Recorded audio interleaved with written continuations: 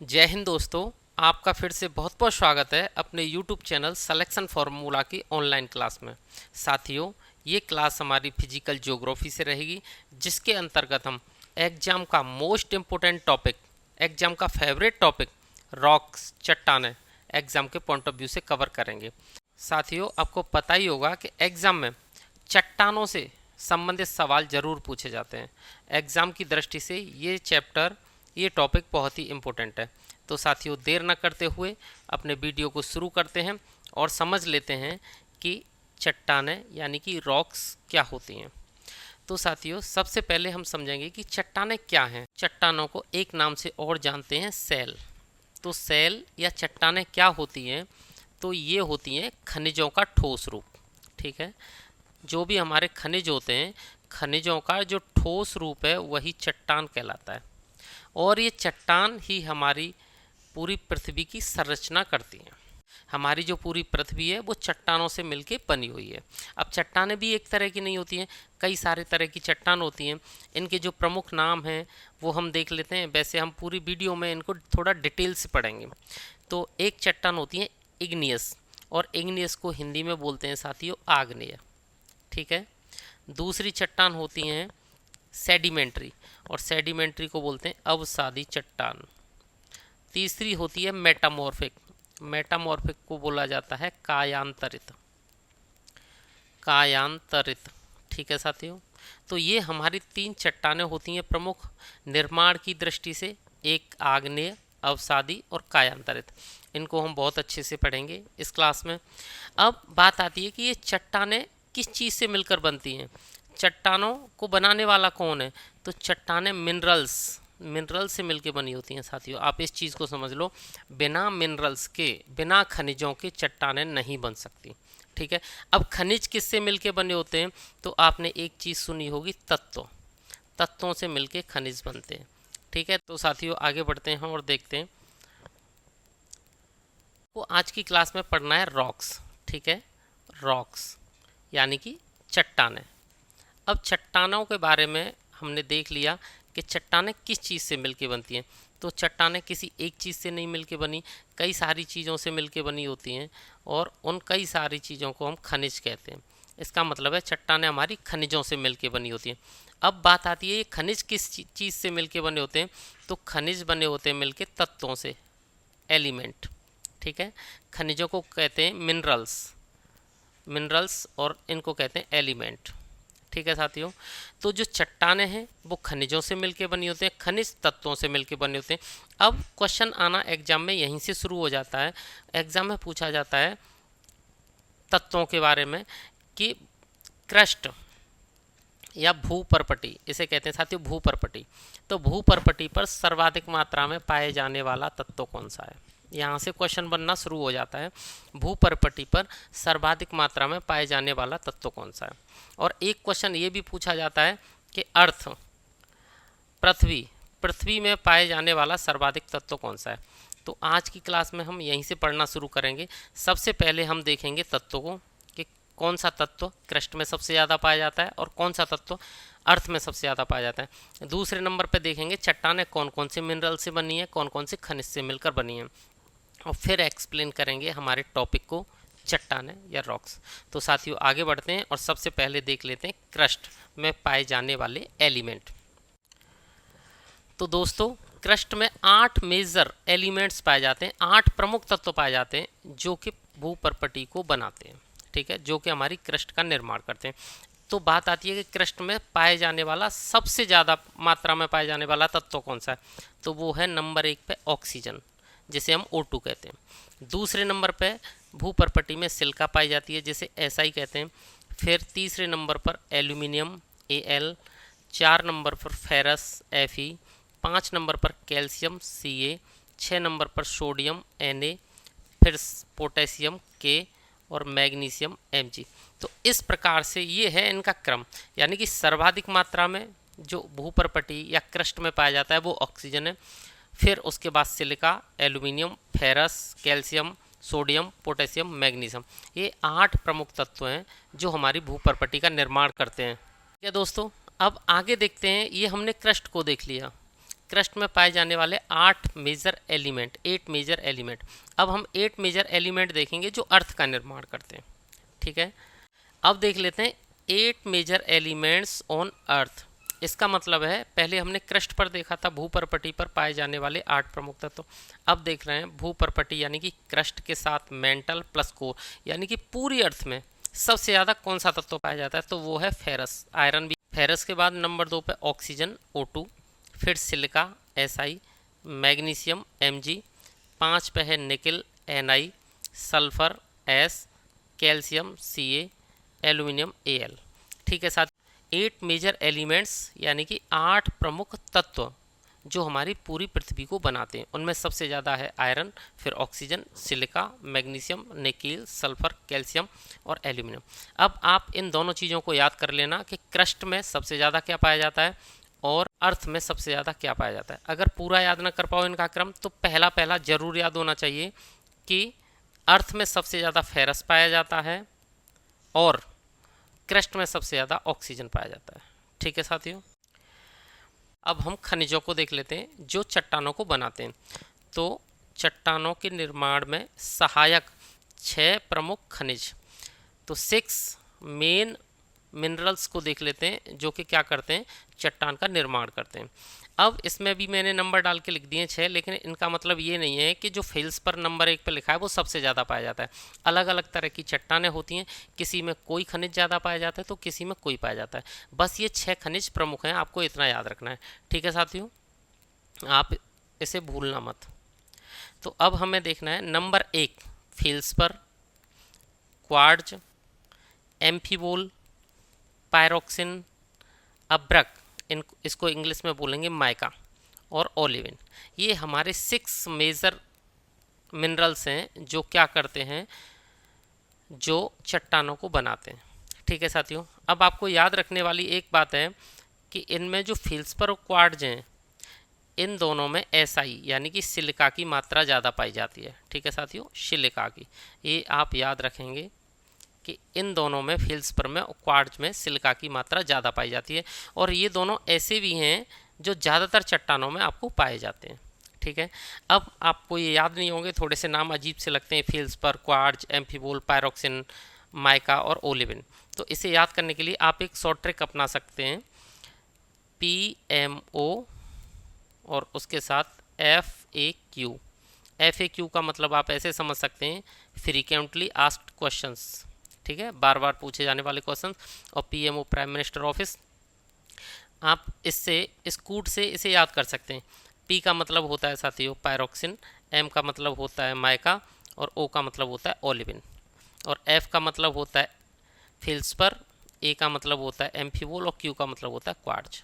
ठीक है, अब आगे बढ़ते हैं और अब देख लेते हैं, हमने सबसे पहले तत्वों को देखा, फिर खनिजों को देखा, अब खनिज क्या बनाएंगे, चट्टान। तो अब चट्टानों को देख लेते हैं कि हमारी चट्टान कैसी होती हैं, क्या होती हैं। ठीक है, तो सबसे पहले देख लेते हैं निर्माण के आधार पर चट्टानों के प्रकार। सबसे पहले आप इसे तो समझ गए होंगे कि चट्टान किसे कहते हैं। तो चट्टान क्या होता है, जो खनिज हैं, खनिजों के ठोस रूप को ही चट्टान कहते हैं। अब बात करते हैं चट्टान के निर्माण के आधार पर प्रकार कितने होते हैं। तो निर्माण के आधार पर चट्टानें कैसे कैसे बनती हैं, तो बनने के आधार पर जो चट्टानें हैं वो मुख्यतः 3 प्रकार की होती हैं। नंबर 1 होता है आग्नेय चट्टान, इसको इंग्लिश में बोलते हैं इग्नियस रॉक। ठीक है, नंबर 2 अवसादी चट्टान, सेडिमेंट्री रॉक। तीसरी होती है कायांतरित चट्टान, मेटामॉर्फिक रॉक। ठीक है, अब हमें ये पता है चट्टानें हैं तीनों, तो तीनों चट्टानें हैं, वो चट्टानें किससे बनती हैं, मिनरल से। जो मिनरल्स हैं वो बनाते हैं चट्टान। ठीक है, यहाँ एक एक एग्जाम्पल भी दे दिया है, जैसे इग्नियस रॉक है, इसका ग्रेनाइट, सेडिमेंट्री सैंडस्टोन, मेटामॉर्फिक नीस। ठीक है साथियों, ये इनके एक एक एग्जाम्पल हैं, आप इसे समझ सकते हैं। ये इसका है, ये इनका एक एक एग्जाम्पल है चट्टान का। तो अब हम इन चट्टानों को इस चैप्टर में थोड़ा सा डिटेल में पढ़ेंगे ताकि हमको ऐसे अच्छे से समझ में आ जाए कि एग्ज़ाम का कोई भी क्वेश्चन हमारा छूटे नहीं। तो इन्हें समझने से पहले हम थोड़ा सा इन चट्टानों का साइकिल समझ लेते हैं और उस साइकिल में हमें थोड़ा बहुत समझ में आएगा। ठीक है साथियों, आगे बढ़ते हैं। देखो यहाँ लिखा है रॉक साइकिल। अब ये रॉक साइकिल क्या होता है, तो आप ये समझ लीजिए जो हमारी अर्थ है, पृथ्वी के अंदर बहुत ज़्यादा टेम्परेचर होता है तो गर्म पदार्थ भरा रहता है पृथ्वी के अंदर। ठीक है साथियों, तो ये गर्म पदार्थ इसको बोलते हैं हम मैग्मा। क्या बोलते हैं? मैग्मा। ठीक है, ये मैग्मा आप यहाँ देख सकते हैं। तो ये मैग्मा भरा हुआ है साथियों। आपको यहाँ मैग्मा दिखाई दे रहा है। जब पृथ्वी के अंदर कोई धरातलीय हलचल होती है तो उससे ये मैग्मा क्या है, बाहर आता है। ठीक है, वोल्केनो इरप्शन, ये आप यहाँ देख सकते हैं, वोल्केनो इरप्शन। इसके द्वारा क्या है, ये मैग्मा बाहर निकलता है। जब मैग्मा बाहर निकल जाता है तो अगर पृथ्वी के अंदर है गर्म पदार्थ तो उसे हम मैग्मा कहते हैं, लेकिन अगर यही पदार्थ पृथ्वी के बाहर आता है तो इसे लावा कहते हैं। ठीक है, बस इतना ही अंतर है कि गर्म पदार्थ अगर पृथ्वी के अंदर है तो मैग्मा कहलाएगा, अगर वही गर्म पदार्थ बाहर निकल आता है तो उसे लावा कहते हैं। ठीक है, तो मैग्मा होता है पृथ्वी के अंदर और लावा होता है पृथ्वी के बाहर। तो जो गर्म पदार्थ है यानी जो मैग्मा है वो वोल्केनो इरप्शन के द्वारा बाहर निकल आता है, और बाहर निकल के जब ये ठंडा हो जाता है, ठीक है, ठंडा होने पर, तो ठंडा होने पर बनता है इससे इग्नियस रॉक। इसका मतलब है इग्नियस रॉक किससे बनती है, तो इसमें बस आपको एक ही चीज़ याद रखनी है, इग्नियस रॉक बनती है मैग्मा से या लावा से। ठीक है, इन दोनों चीज़ों से बनेगी। अब मैग्मा से कहाँ बनेगी, तो आपको पता है मैग्मा तो धरती के अंदर रहता है। तो कभी कभी मैग्मा ऐसी कंडीशन होती है कि धरती के बाहर नहीं आ पा रहा और अंदर ही जम गया, तो वो भी इग्नियस रॉक अंदर ही बन जाती है धरती के, क्योंकि वो मैग्मा से बन रही है। कभी कभी मैग्मा बाहर आ जाता है तो हम उसे लावा कहेंगे, और लावा से जो चट्टान बनेगी उसे भी हम इग्नियस रॉक कहेंगे। अब अपक्षय क्या होता है? अपक्षय होता है किसी चट्टान का अपने स्थान पर ही टूट जाना, अपने स्थान पर ही, ध्यान रखना दूर नहीं जा रही है। और अपर्दन क्या होता है, यानी कि टूटे हुए भाग का एक जगह से दूसरे स्थान पर जाना। ठीक है, तो आप ऐसे समझ सकते हैं कि जब इग्नियस रॉक ताप दाब या किसी भी कारण से उसका अपक्षय होता है, उसके बाद अपर्दन होता है, तो ये आप देख रहे हैं यहाँ सेडिमेंट यानी टुकड़े हिस्से में टूट जाती है, इसको हम सेडिमेंट कहते हैं या अवसाद कहते हैं। तो अवसाद किससे बना? अवसाद बना एग्जिस्टिंग रॉक से, यानी कि पहले जो रॉक विद्यमान है। तो सबसे पहले रॉक कौन सी विद्यमान है?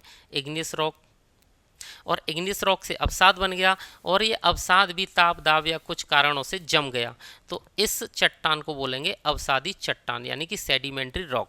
और सेडिमेंट्री रॉक भी प्रेशर के कारण, ताप के कारण या किसी भी कारण से एक दूसरी चट्टान में बदल गई, रूपांतरित हो गई, तो इसे बोलते हैं मेटामॉर्फिक रॉक। मेटामॉर्फिक रॉक फिर दोबारा से पिघल जाती है मैग्मा, और ये होता है रॉक साइकिल। तो आपको ये समझ में आ गया कि रॉक बनना शुरू कहाँ से हुआ, तो शुरू हुआ धरती के अंदर, पृथ्वी के अंदर जो गर्म पदार्थ पाया जाता है जिसे मैग्मा कहते हैं। या तो मैग्मा पृथ्वी के अंदर चट्टान बना देता है, या मैग्मा बाहर निकल के लावा के रूप में चट्टान बना देता है, और इसे कहते हैं हम आग्नेयस रॉक। और सबसे पहले कौन सी रॉक बन रही है, तो आग्नेय रॉक बन रही है, इग्नियस रॉक बन रही है। और इग्नियस रॉक सबसे पहले बनती है, इसलिए इसे हम प्राथमिक चट्टान भी कहते हैं। अब हम इन्हीं रॉक्स को डिटेल में पढ़ेंगे साथियों। तो सबसे पहले हम कौन सी रॉक को पढ़ेंगे?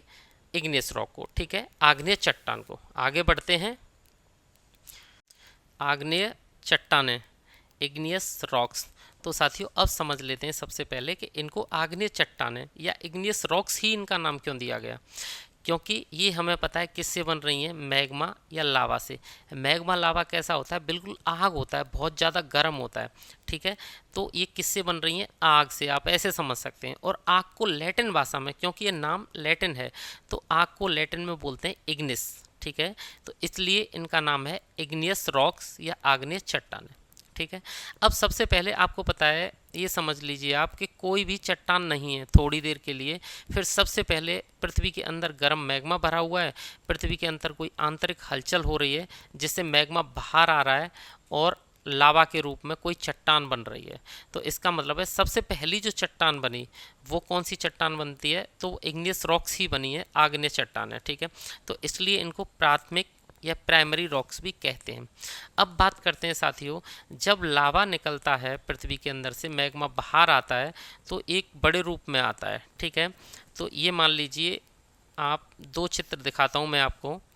ठीक है, और इन दोनों में क्या निकल रहा है, लावा निकल रहा है, मैग्मा या लावा, आप ये समझ लीजिए। अब एक चित्र में हम इसे मैग्मा मानते हैं, यहाँ मैग्मा है, यानी कि मैग्मा का मतलब है कि ये जो चट्टान है ये पृथ्वी के अंदर ही बनेगी, और इसमें लावा है तो ये चट्टान पृथ्वी के बाहर है। अब देखते हैं कि अगर ये दोनों क्रियाएं अलग अलग स्थानों पर एक साथ हो रही हैं तो इनमें से ठंडा कौन से होगा पहले। तो जो लावा है ये जल्दी ठंडा हो जाएगा, ठीक है, जल्दी ठंडा हो जाएगा। और ये जो मैग्मा वाला है यानी कि पृथ्वी के अंदर, ये देर से ठंडा होगा, देर से ठंडा। अब ऐसा क्यों होगा? क्योंकि पृथ्वी के अंदर है कोई चीज़ गर्म और वो जमने लग गई बाहर की तरफ आके, पृथ्वी के मतलब थोड़ा ही अंदर, तो आप देखोगे कि उसकी हीट कहाँ निकलेगी, हीट बड़ी मुश्किल से ही निकल पाएगी, तो उसे जमने में बहुत टाइम लगेगा, ठंडा होने में बहुत टाइम लगेगा, कूलिंग प्रोसेस बहुत देर से होगा। अब जो लावा है वो बाहर आ गया, बाहर तो वो अपनी सारी हीट वायुमंडल में छोड़ देगा और जल्दी से हवा के संपर्क में आके ठंडा हो जाएगा। अब जब आप ऐसे समझें कि जब मैग्मा को ठंडा होने में टाइम लगेगा तो सारे खनिज इकट्ठा होकर बड़े बड़े रवे या क्रिस्टल बना लेंगे, ठीक है। अब दूसरी तरफ देखें, जल्दी से ठंडा हो जाएगा और पूरे लावा में क्या है, खनिज भरे हुए हैं, तो ज़्यादा बड़े, उन्हें ज़्यादा टाइम नहीं मिलेगा, जल्दी से ठंडा हो जाएगा तो सारे खनिज एक जगह इकट्ठे नहीं हो पाएंगे। तो इसका मतलब है इसमें जो रवे बनेंगे वो कैसे बनेंगे, छोटे छोटे बनेंगे। उम्मीद है साथियों ये सब आपको समझ में आ रहा होगा, ठीक है।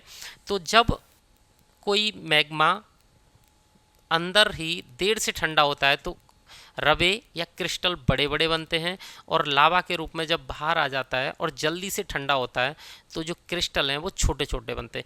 यानी कि जो रवे या क्रिस्टल हैं वो कूलिंग प्रोसेस पर डिपेंड करते हैं। अगर कूलिंग प्रोसेस फास्ट है तो रवे छोटे बनेंगे, अगर धीरे धीरे ठंडा हो रहा है तो उन्हें टाइम मिल जाएगा जो उस मैग्मा या लावा के अंदर जो खनिज पदार्थ हैं उन्हें इकट्ठा होने के लिए, एकत्रित होने के लिए, तो फिर रवे या क्रिस्टल बड़े बनेंगे, ठीक है। चूंकि ये चट्टानें मैग्मा या लावा से बन रही हैं, मैग्मा लावा पृथ्वी के अंदर से आ रहा है और पृथ्वी के अंदर बहुत सारे खनिज हैं, इसलिए इन चट्टानों में धात्विक खनिज पाए जाते हैं, ठीक है।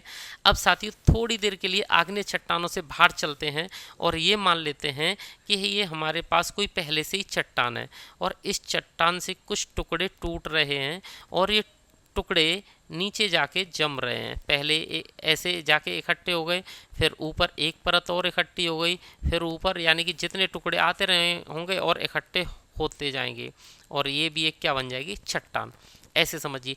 लेकिन ये चट्टान कौन सी चट्टान कहलाएगी, ये कहलाएगी अवसादी चट्टान। क्यों? क्योंकि ये पहली कोई चट्टान है, पहले से ये चट्टान थी, इसके अवसादों से बन रही है, इसलिए अवसादी चट्टान कहलाएगी। अब हमने देखा इस अवसादी चट्टान के बीच में जो इसके जो अवसाद थे, इसके बीच बीच में रिक्त स्थान रह जाता है और इन रिक्त स्थानों को ही हम क्या कहते हैं, रंध्र। तो हमें पता चला ये रंध्र अवसादी चट्टानों में होते हैं, ये जो रंध्र हैं ये आग्नेय चट्टानों में नहीं होते। अब बात करते हैं लेयर्स की, तो आप यहाँ देख पा रहे हैं कि एक लेयर्स आपको ये दिखाई दे रही है, दूसरी ये और तीसरी ये, यानी कि लेयर्स अवसादी चट्टानों में बनती हैं, ठीक है। ये वाली जो लेयर हैं, लेयर में इकट्ठे हो रहे हैं, पहले जब पूरी जगह भर जाती है तो अगली लेयर बन जाती है, तो ये लेयर भी हमें कहाँ दिखाई देती है, तो ये लेयर भी हमें अवसादी चट्टानों में मिलती है, आग्नेय चट्टानों में नहीं मिलती।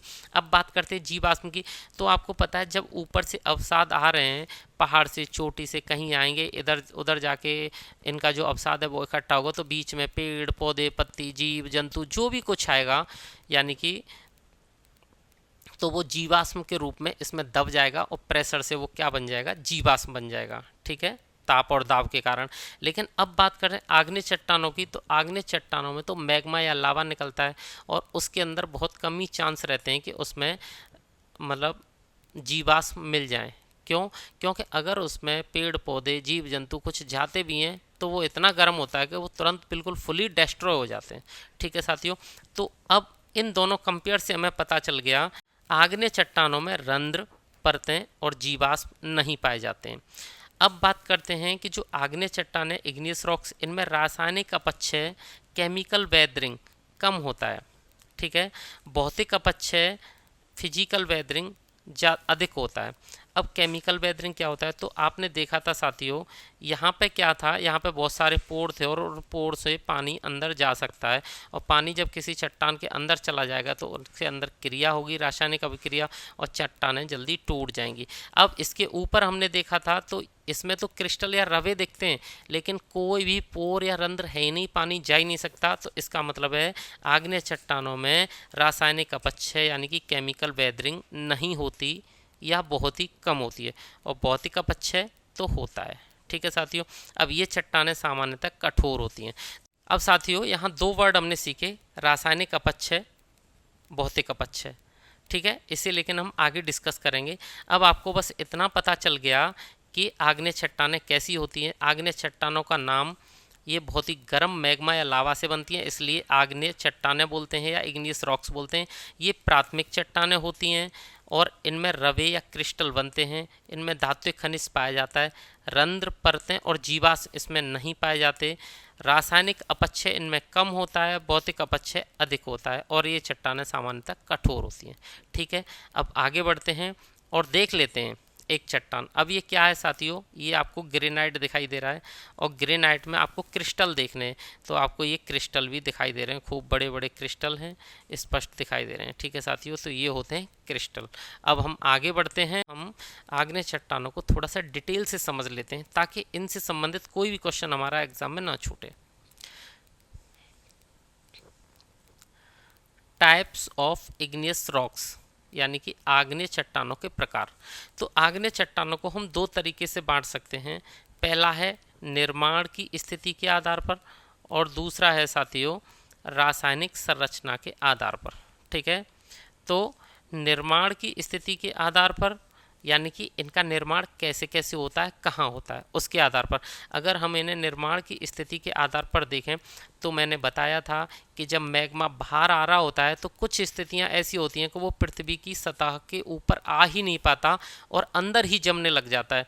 तो अगर गर्म मैग्मा पृथ्वी के अंदर ही जम जाता है तो ऐसी चट्टानों को कहते हैं हम अंतर्वेदी चट्टान या इंट्रूसिव, और ये नाम से ही पता चल रहा है। तो साथियों अगर मैग्मा पृथ्वी से बाहर आ जाता है यानी कि लावा के रूप में चट्टान का निर्माण होता है, तो ऐसी चट्टान को कहते हैं बहिर्वेदी यानी कि एक्सट्रूसिव।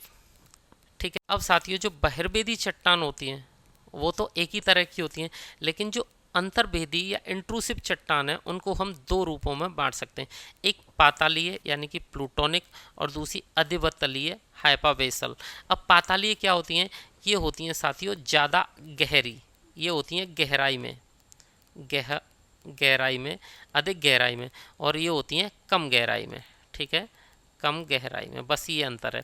तो अब हमें पता चल गया कि जो आग्नेय चट्टान हैं वो अगर हम उन्हें निर्माण की स्थिति के आधार पर देखें तो अगर पृथ्वी के अंदर जम जाएं तो अंतर्वेदी, बाहर आ जाएं तो बहिर्वेदी। और अंतर्वेदी भी दो तरह की होती हैं, अगर अधिक गहराई में बन रही हैं तो पातालीय या प्लूटोनिक, और दूसरी होती हैं जो पृथ्वी में सतह से थोड़ा बहुत नीचे बन रही है, अधिवतलीय, अधिवितलीय। ठीक है साथियों, तो ये होती हैं। अब हम इनको अगर रासायनिक संरचना के आधार पर देखते हैं कि भाई ये किस चीज़ से बनी होती है, तो एक चट्टानों की प्रकृति थोड़ी सी अम्लीय होती है, उनको कह देते हैं एसिडिक, और एक होती हैं क्षारीय, उनको कह देते हैं बेसिक। तो ये हमारी दो तरह से आग्नेय चट्टानें होती हैं, निर्माण की स्थिति के आधार पर और रासायनिक संरचना के आधार पर। ठीक है, तो सबसे पहले हम देखेंगे इनको निर्माण की स्थिति के आधार पर, इन्हें पहले देखेंगे और बाद में देखेंगे इनको रासायनिक संरचना के आधार पर। ठीक है साथियों, तो सबसे पहले देखते हैं निर्माण की स्थिति के आधार पर चट्टानें के प्रकार। तो निर्माण की स्थिति के आधार पर, तो निर्माण की स्थिति के आधार पर क्या देखेंगे, हमें पता है जो अंतर्वेदी चट्टान है ये किससे बनेगी साथियों, तो ये बनेगी मैग्मा से। किससे बनेगी, मैग्मा से, यानी मैग्मा निकलेगा पृथ्वी से और ये मैग्मा क्या बनाएगा, चट्टान। ठीक है, मैग्मा। अब ये जो मैग्मा है हमें पता है जब ये अंदर ही जम रहा है पृथ्वी के तो जल्दी से ठंडा होगा या देर से, तो ये जो मैग्मा है साथियों इसकी होगी स्लो कूलिंग, क्योंकि पृथ्वी के अंदर ही ठंडा हो रहा है। ठीक है, अब जब ये देर से ठंडा होगा तो यहाँ क्रिस्टल कैसे बनेंगे, तो क्रिस्टल हमें पता है बड़े बड़े बनेंगे, बड़े बड़े रवे बनेंगे। ठीक है, और ये चट्टानें भी दो तरह की होती हैं, ये भी हमने देखा था अभी। कौन कौन सी, एक होती हैं जो अधिक गहराई पे बन जाएंगी, पातालीय, और दूसरी कौन सी थी, दूसरी थी अधिवितलीय, अधिवितलीय। अब जो अधिवितलीय चट्टानें हैं उनका एक नाम और है, उनको हम क्या और कह सकते हैं, या उपपातालीय, ये थी हमारी इंट्रूसिव चट्टानें, यानी कि पृथ्वी के अंदर ही बनेगी, अंदर बनेगी तो इनकी स्लो कूलिंग होगी, स्लो कूलिंग होगी तो इनके जो क्रिस्टल हैं, रवे हैं, वो बड़े बड़े बनेंगे। ठीक है, अब इसके कंपेयर में इनको देख लेते हैं बहिर्वेदी को। बहिर्वेदी इनकी उल्टी होंगी, ये किससे बनेगी, ये मैग्मा की जगह लावा से बनेंगी। ठीक है, लावा से। अब लावा से बनेंगी तो इनको हम ज्वालामुखी चट्टानें भी कहते हैं, क्योंकि ये ज्वालामुखी से लावा बाहर आता है। ठीक है, वॉल्केनिक रॉक भी इनको कहते हैं। अब जो लावा है वो जल्दी ठंडा हो जाएगा या देर से, तो अंतर्वेदी चट्टानों के कंपेयर में इसकी होगी फास्ट कूलिंग। ठीक है साथियों, फास्ट कूलिंग, जब इसकी फास्ट कूलिंग होगी तो इसके रवे कैसे होंगे, स्मॉल स्मॉल क्रिस्टल, स्मॉल रवे, छोटे छोटे रवे होंगे। तो ये दोनों हमारी चट्टानें हैं, अंतर्वेदी बहिर्वेदी। अब हम इसको अपनी स्लाइड पर देख लेते हैं। ठीक है, और आपको अच्छे से समझ में आ जाएगा। तो निर्माण की स्थिति के आधार पर देख लेते हैं। तो निर्माण की स्थिति के आधार पर अंतर्वेदी यानी कि इंट्रूसिव। अब इंट्रूसिव चट्टान को जब हम देखेंगे तो ये किससे बनती हैं, आप देख सकते हैं ये मैग्मा से बन रही हैं, और इसकी क्या होती है, धीमी गति से ये ठंडा होता है, स्लो कूलिंग होती है। अब जब स्लो कूलिंग होगी तो रवे बड़े बड़े बनेंगे, यानी कि बिग क्रिस्टल। और ये दो प्रकार की चट्टानें होती हैं, एक होती हैं पातालीय और दूसरी होती हैं अद्वितलीय। पातालीय को कहते हैं प्लूटोनिक और अद्वितलीय को कहते हैं हाइपाबेसल। ठीक है साथियों, अब हमें इनके एग्जाम्पल और याद करने हैं जो हमारे लिए बहुत इंपॉर्टेंट है। तो जो पातालीय हैं यानी कि ज़्यादा अंदर बनती हैं वो चट्टानें, आग्नेय चट्टानें, वो होती हैं ग्रेनाइट, पेरिडोटाइट और गैब्रो। ठीक है साथियों, हाइपाबेसल यानी कि जो थोड़ा सा ऊपर बनती हैं पातालियों की तुलना में, तो वो होती हैं डोलेराइट, डोलेराइट। अब बहिर्वेदी चट्टान को जब हम देखते हैं साथियों, तो बहिर्वेदी चट्टान एक्सट्रूसिव। ठीक है, और ये किससे बनेंगी, ये मैग्मा से नहीं बनेगी, ये लावा से बनेगी। और लावा तो तीव्र गति से ठंडा हो जाएगा, इसकी फास्ट कूलिंग हो जाएगी तो रवे छोटे छोटे रहेंगे, स्मॉल क्रिस्टल। और ये चट्टानें, चूंकि लावा किससे निकलता है, वोल्केनो से, ज्वालामुखी से, तो ज्वालामुखी चट्टानें कहते हैं इनको, या वोल्केनिक रॉक्स कहते हैं। अब इसके उदाहरण क्या हैं, बेसाल्ट, एंडेसाइट और रायोलाइट, ये इसके उदाहरण रहेंगे। और साथियों ये हमने इन चट्टानों को पढ़ लिया निर्माण की स्थिति के आधार पर। अब हम इनको देख लेते हैं रासायनिक संरचना के आधार पर, यानी कि केमिकल कंपोजिशन के आधार पर, और देख लेते हैं। ठीक है, तो रासायनिक संरचना के आधार पर यानी कि केमिकल कंपोजिशन के आधार पर भी ये चट्टानें दो प्रकार की होती हैं, एक होती हैं अम्लीय और दूसरी होती हैं क्षारीय। अम्लीय को कहते हैं एसिडिक और क्षारीय को कहते हैं बेसिक, ये तो आपने शुरू से ही देखा होगा। ठीक है, अब अम्लीय का मतलब क्या है, अम्लीय का मतलब है सिलिका। इसमें क्या होता है, सिलिका की मात्रा ज़्यादा पाई जाती है 65 से 85%, और जो क्षारीय होती हैं इसमें सिलिका की मात्रा कम पाई जाती है 45 से 55%। और इसी आधार पर हम इनको अम्लीय और क्षारीय में डिवाइड कर सकते हैं। लेकिन साथियों आपको बता दूं, केवल एक यही आधार नहीं है कि केवल सिलिका से ही हम अम्लीय या क्षारीय होने का पता लगा सकते हैं, और भी कुछ चीज़ें हो सकती हैं, लेकिन यहाँ हम सिलिका के माध्यम से देख रहे हैं। ठीक है, तो अब एक दूसरी चीज़ आप ये भी देख सकते हैं कि जो सिलिका हम पहले ही देख चुके हैं किस में ज़्यादा पाया जाता है, कौन कौन से मिनरल्स में ज़्यादा पाया जाता था, तो फेल्सपर और क्वार्ट्स, इनमें सिलिका ज़्यादा पाया जा रहा था। तो फेल का FeL, ठीक है, ऐसे समझ लें आप, फेल का FeL और सिलिका का SiC, ये जब मिला देते हैं तो इस रॉक का नाम हो जाता है फेल्सिक रॉक्स। ठीक है, तो अम्लीय चट्टानों को, अम्लीय आग्नेय चट्टानों को हम फेल्सिक रॉक्स भी कहते हैं। और ये एग्जाम के लिए मोस्ट इंपॉर्टेंट है कि फेल्सिक रॉक्स किसे कहते हैं, तो अम्लीय चट्टानों को कहते हैं। और इनमें सिलिका की मात्रा 65 से 85% या 65 से 85% पाई जाती है। और इसमें जो मुख्य मिनरल्स होते हैं, खनिज होते हैं, वो फेल्सपर और क्वार्टज होते हैं। ठीक है, अब इसके कंपेयर में हम क्षारीय को देख लेते हैं। तो क्षारीय में क्या होगा, सिलिका की मात्रा 45 से 55% पाई जाती है। और इसमें जो तत्व होते हैं वो होते हैं मैग्नीशियम और फेरस। तो मैग्नीशियम का Ma और फेरस का F, तो ये लेके एक नाम बन जाता है मैफिक। तो क्षारीय चट्टानों को कहते हैं मैफिक रॉक्स, और ये भी एग्जाम का एक फेवरेट क्वेश्चन है। ठीक है साथियों, तो फेल्सिक और मैफिक, इनको आप समझ के जाएं, याद करके जाएं। अब बात करते हैं फेल्सिक रॉक की। तो फेल्सिक रॉक आपको पता था, सिलिका ये पृथ्वी में भूपर्पटी में सबसे ज़्यादा पाया जा रहा था ना, ज़्यादा पाया जाता है। और ये कैसा होता है, ये हल्का होता है, ये हल्का होता है। जब ये हल्का होता है तो हमें पता है कि घनत्व भी कम होता है। जब सिलिका से ज़्यादा बन रही है ये चट्टान तो सिलिका हल्की होती है, इसका मतलब इसका घनत्व कम रहेगा, लो डेंसिटी, वजन भी कम रहेगा, लाइट वेट, और इनका रंग भी कैसा रहता है, हल्का लाइट कलर। और ये चट्टानें कौन सी हैं, ये हैं साथियों ग्रेनाइट और रायोलाइट।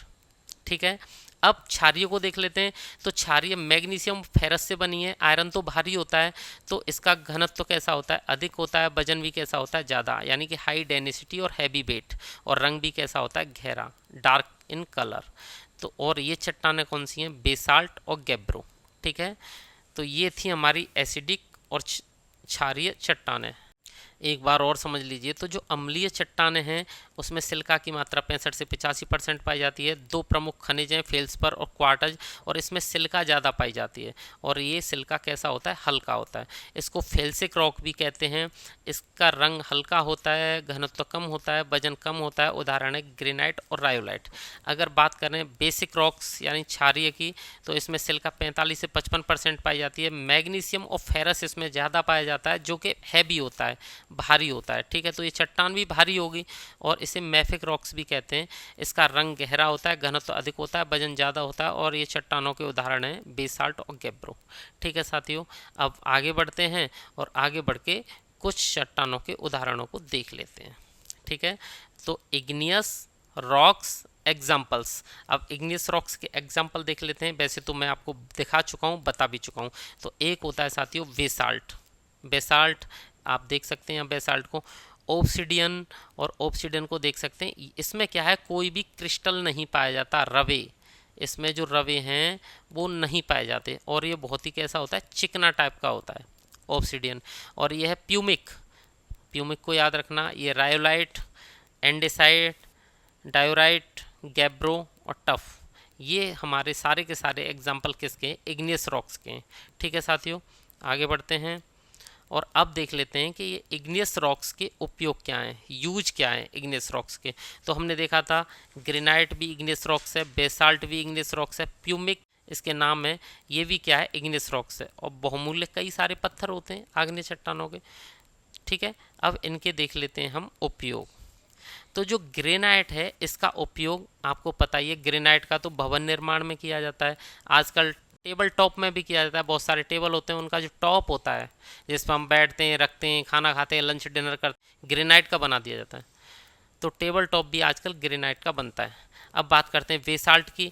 तो बेसाल्ट सड़क निर्माण तथा इसकी अपक्षय से निर्मित जो काली मिट्टी होती है उसको हम कपास की खेती के लिए उपयोग करते हैं।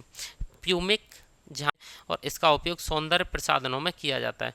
बहुमूल्य पत्थर, कई सारे आग्नेय चट्टानों के बहुमूल्य पत्थर होते हैं, उनसे हम आभूषण बनाते हैं। आग्नेय चट्टानों में धातुएं खनिज पाए जाते हैं, ये इसके क्या हैं, उपयोग हैं। तो दोस्तों आज हमने आग्नेय चट्टानों को बहुत अच्छे से समझ लिया है। अगर आपको इन चट्टानों का कंटेंट समझ में आया हो, अच्छा लगा हो, तो चैनल को सब्सक्राइब करें, वीडियो को लाइक और शेयर करें। वीडियो देखने के लिए धन्यवाद।